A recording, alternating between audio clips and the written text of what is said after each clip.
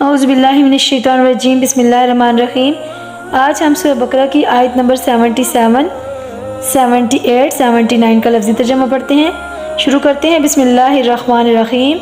آوا کیا، لا نہیں یعلمون وہ جانتے، ان یہ کہ اللہ یعلم جانتا ہے، ما جو یسرون وہ چھپاتے ہیں، وما اور جو یعلنون وہ ظاہر کرتے ہیں، ومنہم اور ان میں امیون ان پڑھ، لا نہیں یعلمون وہ جانتے، الکتابہ کتاب کو، الا سوائے امانی یا آرزوئیں، و ان اور نہیں، ہم وہ، الا مگر، یظنون گمان سے کام لیتے ہیں۔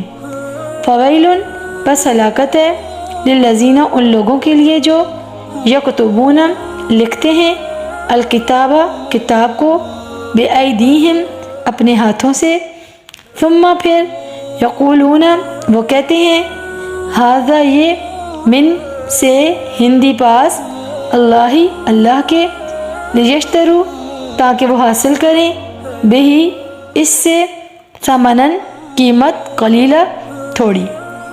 فویل پس ہلاکت ہے، لہم ان کے لیے، مما اس سے جو، کتبت لکھا، ایدیہم ان کے ہاتھوں نے، وویل اور خرابی ہے، لہم ان کے لیے، مما اس سے جو، یکسبون وہ کماتے ہیں۔